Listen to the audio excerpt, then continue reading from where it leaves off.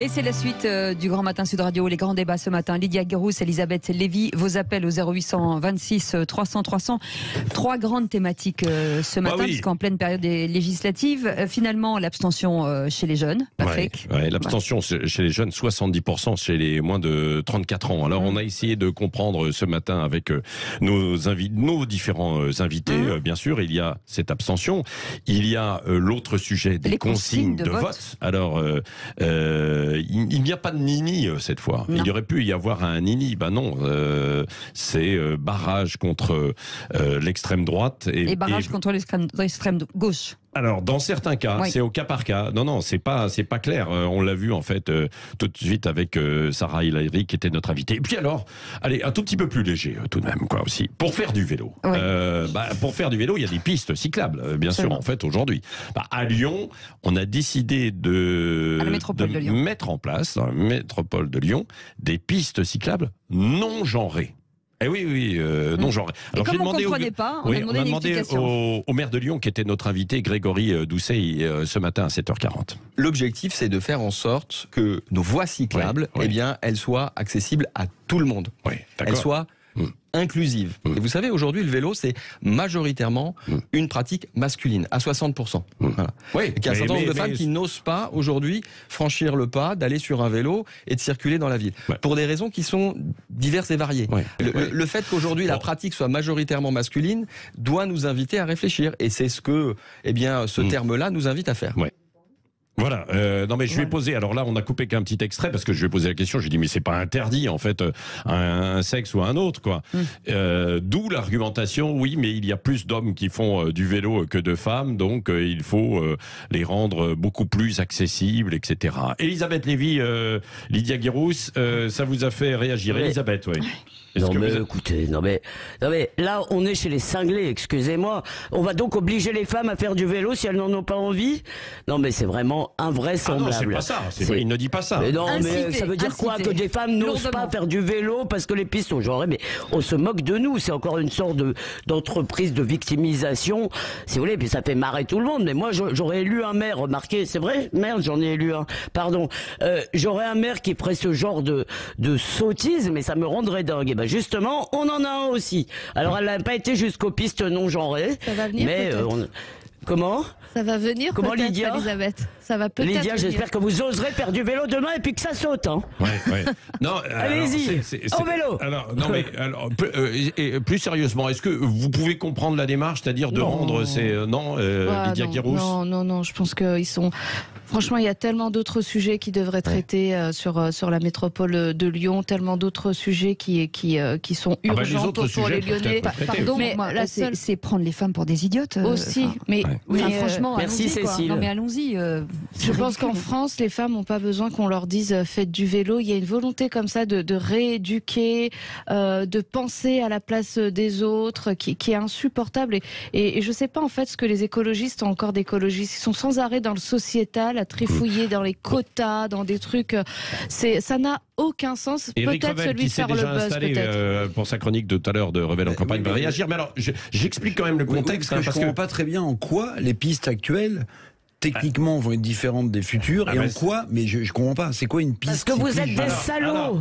Vous prenez toute la place. Mais je le dis sans cynisme, je comprends pas. Alors, quand on les interroge, c'est ce que je lui dis, parce que ce n'est pas interdit, il dit non mais il faut les rendre plus accessibles. Grosso modo, c'est parce qu'ils estiment que par exemple, quand on détaille, on n'a pas fait non plus 10 minutes en fait là-dessus tout à l'heure, mais que globalement, par exemple, il faut les éclairer davantage. Il faut les rendre moins bien.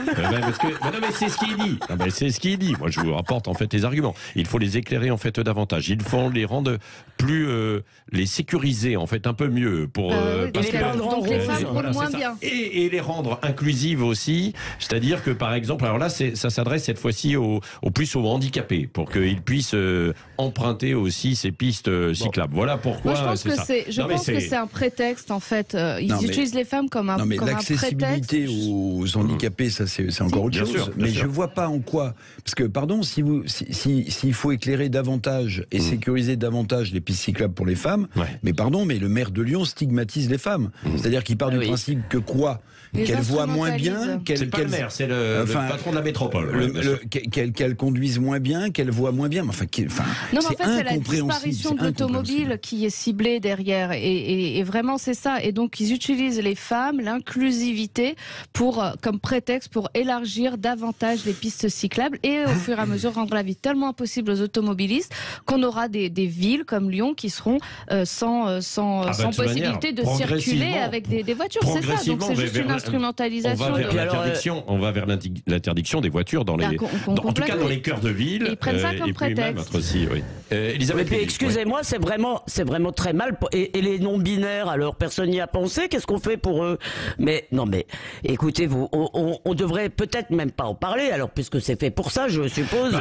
Oui, mais sauf que ça existe comme sujet. Donc non, mais j'ai pas dit qu'on devait pas. J'ai dit peut-être qu'on tombe dans leur piège, cher Patrick, parce que si vous voulez, depuis qu'il y a eu cette histoire de piste non genrée, ça fait marrer tout le monde. Je n'ai même pas rencontré une personne, même de gauche, même nupiste, si vous voulez, qui trouve ça sérieux. Donc, je me dis, ces gens-là se moquent de nous. Et par ailleurs, en gros, les femmes sont de faibles petites choses, parce qu'il n'y a pas seulement qu'elles voient moins bien, c'est qu'il faut qu'elles soient plus sûres. Donc la sécurité, c'est pour les femmes, pendant que les hommes en bon Cro-Magnon vont chasser hors de la grotte. Mais on se fout de notre gueule. Excusez-moi. Peut-être plus de sécurité dans les rues de Lyon, peut-être c'est plutôt là que les femmes ont envie d'avoir de la sécurité et pas sur les pistes cyclables. C'est la sécurité pour tout le monde surtout. Et, bien sûr, mais qui s'occupe de ce qui se passe à la guillotière. Exactement. Franchement, voilà. Bon, vous, d'un mot, vous faites du vélo ou pas ? Ça vous donne quand même envie ? À la campagne, oui. Oui, à la campagne. Bah non, mais en ville, on peut faire. Non, pas en ville. Pourquoi ? Parce que vous trouvez ça trop dangereux, justement, peut-être aussi. Parce que je me sens pas à l'aise pour faire du vélo en ville. Je trouve ça trop dangereux parce que c'est pas mon moyen de transport favori. Donc je fais pas de vélo en ville. Oui. Cécile ? Non, parce que j'ai pas envie d'arriver en sueur au bureau le matin. Aussi. Qu'il n'y a pas de douche, en plus j'ai mon ordinateur, mes affaires, voilà, et que c'est compliqué à vélo, quoi. C'est petit panier en osier, Cécile. Oui, mais vous savez quoi ? Franchement, j'ai envie de faire du vélo à la campagne. J'ai pas envie de faire du vélo dans les embouteillages. Non. Alors je vais vous dire, moi je fais du vélo le week-end dans Paris. Et moi je note une chose, c'est qu'avant de parler de pistes genrées, il faudrait déjà sécuriser les pistes existantes, tout simplement. Parce que je peux vous dire que sur certains ronds-points, quand vous tournez, que vous perdez de vue la piste cyclable en question, vous savez plus où vous êtes entre les bagnoles et donc, avoir des cyclistes qui respectent le code de la route, quand même. Moi, je le dis en tant que piéton, je veux que les cyclistes parisiens respectent le code de la route et s'arrêtent au feu rouge. Oui, mais je donne mon expérience. Oui, c'est vrai. Elisabeth Lévy. Je suis tout à fait d'accord avec ce que vient de dire Lydia. Non, mais moi, je suis désolé, je prends le métro ou des fois des taxis pour aller bosser. Mais d'abord parce qu'on peut lire. D'abord parce qu'on peut lire. Je suis désolé. Oui, non, mais vous pouvez lire ailleurs, vous pouvez bosser, je suis désolé. Et puis par ailleurs, parce que à Paris, c'est pollué, vous avez des autobus qui ne vous voient pas. Franchement, à Paris, moi, j'aurais la trouille. Alors que j'adore le vélo, j'en ai fait dans la Drôme l'an dernier. Pour moi, c'est plutôt un loisir ou un sport qu'un moyen de locomotion, mais que chacun soit libre. Ce qui commence à me taper sur les nerfs, c'est le côté maintenant politiquement correct du vélo. C'est bien de faire du vélo. Non, c'est bien de marcher aussi. Allez, c'est bien de prendre le métro. Dans un instant, la campagne des législatives autour des jeunes. Et puis Emmanuel Macron va-t-il faire campagne ? Il paraît qu'il part pendant 2-3 jours à l'étranger, alors que la Macronie est un peu en danger. Alors est-ce que c'est du bluff ou est-ce qu'il y a un véritable danger ? Est-ce que la NUPS était en train de les faire trembler tout de même, évidemment. Et là, Jean-Luc Mélenchon, on l'a dit, a réussi son coup. Nous allons en parler dans un instant avec vous. Vos appels 0826 300 300. Et on en parlera bien sûr avec Eric Revel dans un instant, juste après un point sur l'info. À tout de suite. Le Grand Matin Sud Radio, 5h-10h. Patrick Roger, Cécile de Mélibus. Dans un instant, Eric Revel. En attendant, 9h30, quelle place pour le renseignement français dans la sécurité des Français ? Oui, dans une demi-heure. Donc, c'est l'un des plus grands spécialistes qui sera avec nous et qui a écrit en fait cet ouvrage, L'espionnage pour les nuls, Alain Bauer, avec l'avocat aussi Christophe Soulez. Mais derrière ça, il y a aussi toute l'organisation du renseignement en France. Est-ce qu'aujourd'hui, on est bien organisé ? Alors, on l'a vu, il y a une défaillance au Stade de France l'autre jour. C'est autre chose, évidemment. C'est sur, ce n'est pas le renseignement militaire, c'est le renseignement policier. Mais il y a eu une réorganisation ces dernières années. En 2015, il y a eu la loi sur le renseignement. Et aujourd'hui, est-ce qu'on est prêt? Est-ce qu'on est prêt, par exemple, pour les Jeux Olympiques? Est-ce qu'on est prêt face à, est-ce qu'on est capable d'analyser à une menace en fait toujours terroriste qui est toujours là? Alain Bauer, ne ratez pas ça. Il sera avec nous dans une vingtaine de minutes. Et vos appels 0826, bien sûr, si vous voulez d'ores et déjà vous inscrire pour poser vos questions. En attendant, c'est Eric Revel. Fédération française de foot. Oui, Eric Revel, c'est pas la Fédération française de football. Non, mais je pense à ça parce qu'Alain Bauer vient de se faire confier une grosse mission. Absolument, bien sûr. Oui, c'est ce que nous évoquerons tout à l'heure. C'est très intéressant. Parlons de ces législatives. Oui. Emmanuel Macron part 2 jours à l'étranger, au moins 2-3 jours à l'étranger, déplacement en tant que chef de l'État. Il déserte un peu le débat, c'est ça ou écoutez, comment on peut l'interpréter? Oui. Emmanuel Macron se rend donc aujourd'hui en Roumanie et en Moldavie ensuite, un déplacement essentiellement placé sous le signe de la visite aux troupes françaises, massées aux frontières et en protection dans ces pays, proches de l'Ukraine en guerre évidemment. Alors le chef de l'État français sur place d'ailleurs ne s'interdit pas non plus, on verra, c'est pas très clair, une visite potentielle en Ukraine. C'est donc de nouveau en chef des armées, en chef de guerre, qu'Emmanuel Macron veut marquer les esprits. Vous vous souvenez évidemment du « nous sommes en guerre » pendant la crise du Covid. Et puis tiens, hier, en visitant le Salon international de la défense, Satori, le président de la République a estimé, je cite, que nous étions dans une économie de guerre. Vous voyez, il utilise beaucoup le mot de guerre en ce moment. Économie de guerre dans laquelle nous allons durablement devoir nous organiser, a-t-il dit, demandant d'ailleurs au passage une réévaluation de la loi de programmation militaire. Oui, mais c'est ça. Mais Emmanuel Macron qui rappelle qu'il est le chef des armées et que la guerre en Ukraine est de sa responsabilité présidentielle. Oui, alors économie de guerre, déplacement à l'étranger du fait de la guerre en Ukraine, Emmanuel Macron, passez-moi l'expression, il a remis son casque lourd sur la tête et se place évidemment au-dessus de la mêlée politique française en présidentialisant sa démarche. Emmanuel Macron ne fait pas campagne pour les élections législatives, même s'il y a péril dans la demeure pour le parti présidentiel le 19 juin prochain. Non, Emmanuel Macron est sur le front. Le chef des armées parle de guerre, est au contact des troupes françaises. Bref, il laisse la campagne politique des législatives à sa première ministre Elisabeth Borne noyée dans la confusion des soutiens ou pas aux candidats NUPES. C'est la campagne militaire en Ukraine, qui est de sa responsabilité. Le reste, le président de la République, il semble regarder ailleurs. Oui, mais est-ce que ça pose un problème finalement, qu'il s'occupe de cette guerre en Ukraine plutôt que de politique politicienne, franchement, Éric Revel? Oui, vous avez raison, tout cela est très louable, c'est son rôle après tout. Mais une fois de plus, en refusant de descendre dans l'arène politique française, après les élections présidentielles, il n'a pas parlé de son bilan, il n'a pas vraiment parlé de son projet, il n'a pas fait campagne. Après le premier tour des élections législatives, Emmanuel Macron est absent de nouveau du débat politique français. À ce stade, pas une déclaration, pas une prise de position pour son camp. Alors Jean-Luc Mélenchon, comme à son habitude, il occupe le terrain, il fait campagne, lui, politiquement parlant, il génère la polémique avec cette histoire de tripatouillage sur les résultats. Il y a un risque, on verra dimanche prochain si le calcul présidentiel d'Emmanuel Macron est un pari gagnant. En même temps, Lydia Guirous, Elisabeth Lévy, on ne peut pas reprocher au président de la République aussi de ne pas continuer d'assurer son rôle de chef de l'État, en l'occurrence d'aller visiter les armées. Ça vous choque, ça, ou pas, Elisabeth Lévy, Lydia Guirous, Elisabeth? C'est pas que ça me choque, si vous voulez. Moi, je me rappelle, c'est que tout le monde pleurniche sur l'abstention depuis 3 jours, et pleurnichera encore, bien sûr. Je me rappelle de campagne législative où il y avait un chef de campagne qui était le président ou souvent le Premier ministre, mais il y avait une campagne de la majorité, une campagne de l'opposition. Si vous voulez, donc, en fait, il fait le calcul peut-être, d'après, si je comprends bien, Eric, que son statut présidentiel va faire, que les électeurs vont se réveiller grâce à ça. Oui, absolument. Excusez-moi. Voilà, c'est ça. Allô, oui, tout va bien, oui. Voilà, c'est ça. Emmanuel Macron. Oui, c'était Emmanuel Macron qui voulait m'engueuler. Mais moi, j'y crois pas tellement, en fait. Mais moi, l'impression que j'ai depuis le début, mais alors là, c'est vraiment qu'une impression du ressenti, comme on dit, c'est qu'en fait, Emmanuel Macron, il voulait gagner, il voulait être réélu pour l'exploit, mais qu'il n'a pas tellement la niaque pour gouverner. Ah bon? Mais j'ai pas l'impression. J'ai pas l'impression qu'il y a un grand désir, un grand appétit. On l'a pas vu. Franchement, on n'a pas le sentiment même que ces législatives. On aurait dû voir l'Élysée en ordre de marche, non? Je sais pas. Qu'est-ce que vous en pensez, mes chers amis? Lydia Guérousse.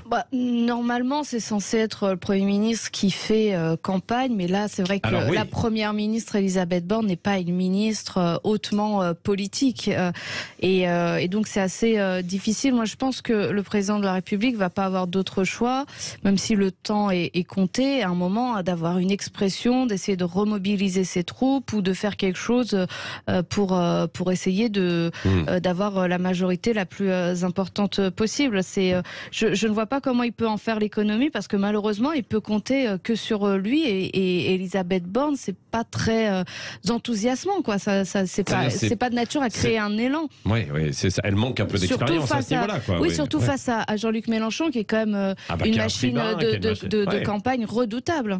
Éric Revel. On l'a vu très nettement dimanche soir. Vous avez écouté le discours d'Elisabeth Borne.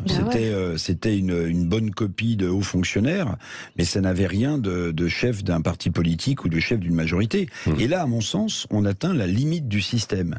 C'est-à-dire qu'à force de nommer des gens qui sont des hauts fonctionnaires intelligents ou des conseillers techniques à des postes de responsabilité, on aboutit à ce genre de choses. Et puis, pardon, mais la tradition française jusqu'à peu, c'était que le Premier ministre, d'où d'ailleurs, c'est un constat, pas un jugement de valeur, la démarche de Mélenchon, c'était un chef politique qui représentait une majorité. Donc il avait un poids politique. Aujourd'hui, c'est vrai que normalement c'est le Premier ministre qui fait campagne, mais quel est le poids politique d'Elisabeth Borne? Là, pour l'instant, elle va essayer d'être élue dans le Calvados. Donc en fait, on atteint la limite du système. Il n'y a pas d'autres gros poids lourds, entre guillemets. Mais c'est ça la difficulté, c'est au-delà d'Elisabeth Borne, dans ce nouveau gouvernement, les poids lourds politiques sont très limités, et ceux qui sont là ne sont pas mouillé énormément. Bruno Le Maire aujourd'hui va aller sur le terrain. On l'a pas beaucoup vu. Pourquoi François Bayrou? Il n'y a pas Bayrou et Édouard Philippe dans la majorité? Pourquoi François Bayrou, qui fait partie de la majorité, qui soutient le président de la République, il est aux abonnés absents. Il est nulle part, le haut-commissaire au plan. Parce qu'il boude. Il a Mais pas c'est incroyable. Voilà un type qui a une expérience politique, qui depuis le début, depuis 2017, soutient Emmanuel Macron. Voilà un type qui a une expérience politique, qui aurait une voix qui porterait. On l'écouterait sans doute, enfin son camp. Il est totalement absent. Donc il n'y a pas de leader politique. Je suis pas sûr que il y a un président de la République qui va à l'étranger. Et Elisabeth Borne qui fait ce qu'elle peut, c'est très respectable, mais qui a ni le charisme. Et Édouard Philippe, vous parliez d'Édouard Philippe, c'est vrai. Édouard Philippe. Alors, il accorde une interview ce matin à nos confrères du Figaro.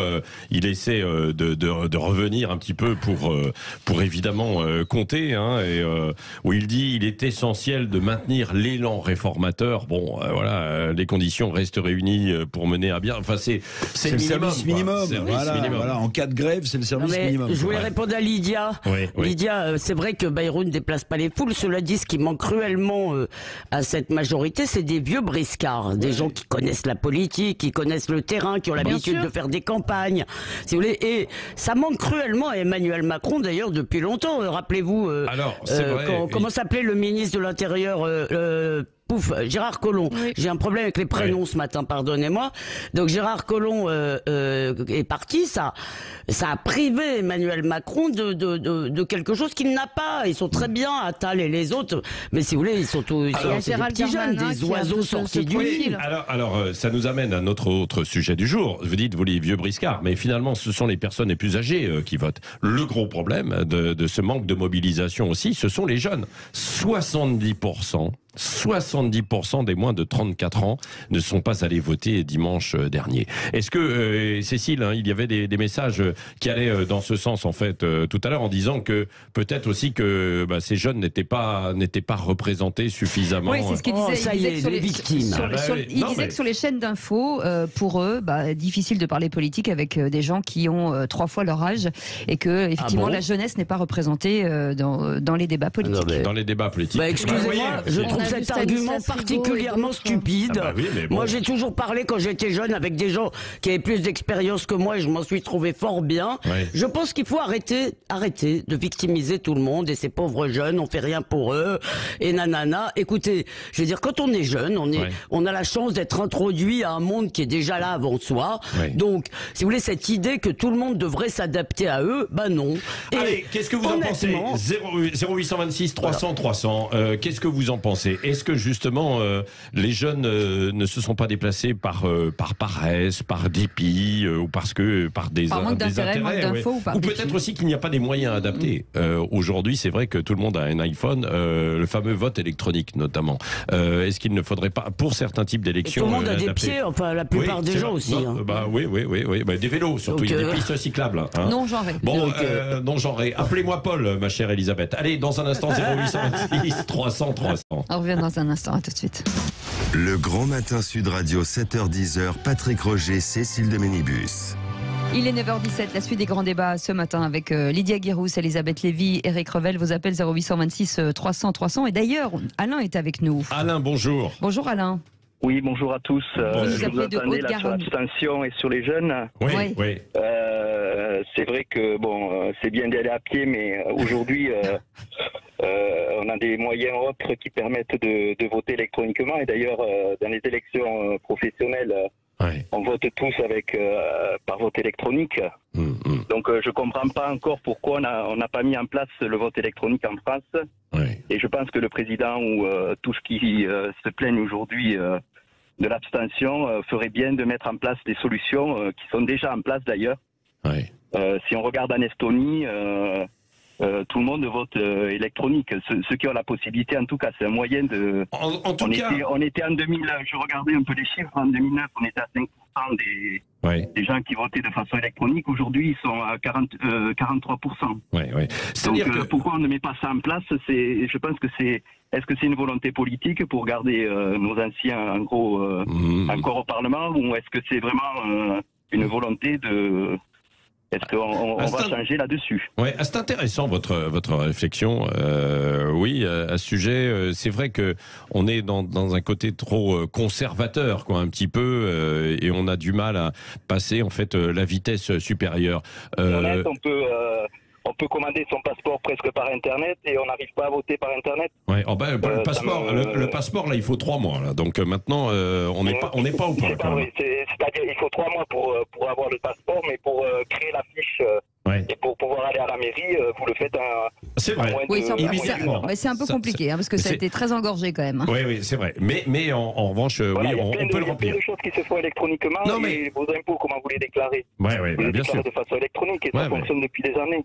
Non, mais c'est vrai. C'est-à-dire qu'on pourrait avoir les deux modes et notamment l'expérimenter peut-être sur certains scrutins tels que ceux-ci, Alain. C'est garder à la présidentielle peut-être le vote plus classique pour je pense qu'il n'y a pas de souci. C'est pas un problème technique puisque regardez, les expatriés ont pu voter cette année de façon électronique. Je ne sais pas si vous avez lu ça, mais voilà. Donc aujourd'hui, il y a certaines personnes qui ont pu voter de façon électronique. C'est vrai. Donc, et ça résoudrait le problème. C'est pas possible d'avoir moins de 54% des électeurs qui ne peuvent pas voter. C'est vrai que ça éviterait les Ce qui veut dire que finalement, il y a une personne sur 4 qui est représentative au final. Et 70% des moins de 34 ans quand même qui ne sont pas allés voter. Alors on va voir si au second tour il va y avoir davantage une mobilisation, mais c'est quand même énorme. Vous imaginez, y compris dans des grandes villes. Et donc je sais pas, j'entends cette évolution, mais je sais pas si c'est le fait de se déplacer en fait et donc de mettre en place un vote électronique qui va faire que les personnes vont... Si vous allez aller encore à la gare chercher votre billet de train. Oui, moi je mets pas sur un plan d'égalité aller chercher un billet de train et puis remplir mon devoir de citoyen. Vous êtes en train de dire que c'est peut-être pas tous les gens qui sont partis à la plage ce week-end ou qui ont été à la campagne avec le soleil, c'est contraignant d'aller voter. Il faut rester, il faut passer. C'est contraignant la démocratie. Il faut bloquer sa journée pour ça. C'est aussi simple mais justement, c'est pas mal que ce soit contraignant. Excusez-moi, il y a un rituel du vote. Exactement. Moi j'aime bien, je dois dire que moi je suis attaché au rituel du vote qui est que effectivement, il y a un moment que vous consacrez à votre pays, où vous faites le petit sacrifice avant d'aller à la campagne, ou en revenant, de prendre une demi-heure pour aller voter. Je trouve, si vous voulez, que si vous êtes investi dans ce qui se passe au niveau de la collectivité, je trouve que cette idée que ces pauvres jeunes, ils sont pas allés voter parce qu'on leur a pas donné le vote électronique, je trouve ça vraiment trop gentil pour eux. C'est pas ce que je veux dire. Bah non, c'est pas ce que dit Anna. Madame, c'est un outil, c'est pas une fin en soi, c'est un outil. Oui, mais je me demande si même avec cet outil, on arrivera à voter. Qui doivent se mobiliser toutes les élections. Vous voyez les moyens qui sont mis en place, tous les moyens. C'est beaucoup plus écologique que d'utiliser un moyen informatique. Non mais exactement. Non mais vous avez raison. En tout cas, je pense que incontestablement, avec cette abstention élection après élection, ça mérite en tout cas réflexion et que voilà, il devra y avoir un véritable débat. Je comprends pas pourquoi on freine pour ça. Certains réussissent et comme le disait très justement Alain, les impôts, votre banque, tout ça est en ligne. C'est pas la même chose. D'abord, c'est pas la même chose, et ensuite, je suis pas sûre que ce soit en changeant le moyen que l'investissement oui, mais cet outil, je suis pas certaine que ça fera revenir les jeunes vers le vote et que ça les mènera vers un investissement citoyen. Je suis pas sûre. Je pense qu'au contraire, c'est la conscience civique qu'il faut développer, la volonté d'engagement, la compréhension que nous appartenons à une même nation qu'il faut développer. Vous pouvez leur mettre tous les moyens. Et je sais que c'est une génération qui est dans le sweep, le click, les livraisons à domicile Lydia. Pour tout et n'importe quoi. Mais vous pouvez même leur livrer à domicile la possibilité de voter. Je ne suis pas certaine qu'ils voteront quand même parce qu'ils ne se sentent pas forcément concernés. Éric Revel. Non, moi je vais jeter un froid. Je pense qu'il y a une raison irréversible pour laquelle les jeunes ne votent plus. Alors là, l'aspect technique, c'est le vote électronique. Bon, très bien, pourquoi pas. Les pour, les contre, on vient de l'entendre. Mais la raison irréversible, c'est que les jeunes s'engagent pour des causes qui sont beaucoup plus internationalistes. C'est vrai. La défense du climat, donc qui dépassent en réalité pour eux, la nation. Que les réseaux sociaux, encore une fois, je le dis souvent, mais c'est un point fondamental. Les réseaux sociaux, c'est la possibilité pour ces jeunes d'appartenir à des communautés digitales différentes. Et la communauté digitale, en fait que l'appartenance à la communauté nationale passe au second plan. Donc vous avez, à mon sens, un problème générationnel, c'est-à-dire des causes qui pour eux sont internationales. La pollution, c'est pas seulement un problème français, donc ils s'y engagent, et avec des outils qui sont internationaux, qui s'appellent les réseaux sociaux. Et ils appartiennent à des communautés, malheureusement, en délaissant la communauté nationale. Oui, c'est vrai. Mais en tout cas, c'est une réflexion particulièrement intéressante et on ne va pas y échapper. En vue des prochaines élections, on verra ce qui se passera dimanche, probablement, mais en tout cas, autour de cette abstention qui est très forte et comment mobiliser les jeunes pour la vie de la démocratie, la vie du pays, quand même, c'est capital, quoi. On ne peut pas se dire, bon, bah oui, mais ils n'ont que. Non, bah, il faut tout faire et mettre probablement en place des moyens plus adaptés. Nous en avons parlé ce matin avec Michel Virvorka et nous inviterons de nouveau une spécialiste dans les prochains jours qui a beaucoup travaillé, qui a été auditionnée au Sénat et à l'Assemblée nationale à ce sujet pour avancer un certain nombre de pistes qui passent aussi par l'école, bien sûr, mais aussi par des outils. Cécile. Oui. Là, je voulais vous proposer de vous offrir un cadeau du coup. Merci. Eh ben, voilà. Vous dites merci, vous ne demandez même pas quoi. Bah, oui. Non, jeune. On vous offre un jeune. Il est surpris. Non, mais voilà, étant donné que pour votre fidélité, on vous offre une Ice Watch. Vous savez, c'est la montre du moment. Hein. C'est la Ice Solar Power qui puise uniquement dans son énergie dans la lumière naturelle et artificielle. Donc vous n'aurez pas besoin de la remonter. Vous l'aurez au poignet. Elle en plus, elle est éco-responsable. Donc on est très content de vous l'offrir. Voilà, ça s'appelle la Ice Watch. Ice Watch, on pourrait dire. Et vous pouvez voter à distance avec. Voilà, c'est ça. Et je suis très heureux. Merci en tout cas de m'avoir invité. Oui. Et voilà. Et j'espère que voilà. En tout cas, vous avez fait avancer le débat. Sur ce vote électronique. Oui. Il n'est finalement que moyen. Non, mais bien sûr. Non, mais vous avez raison. Ça fait partie des réflexions qu'il faut mener, quoi. De même que revoir peut-être l'éducation. On finira un jour où on sera à 40% d'abstention et ce ne sera pas uniquement les jeunes. Donc. Vous êtes pour ou contre le vote obligatoire, Alain? je me pose la question parce qu'en fait, voilà, je pense que ça serait bien, mais d'un autre côté, c'est quand même, c'est pas laisser le choix aux personnes, comme on le dit. C'est un peu, pour moi, c'est quelque chose, voilà, c'est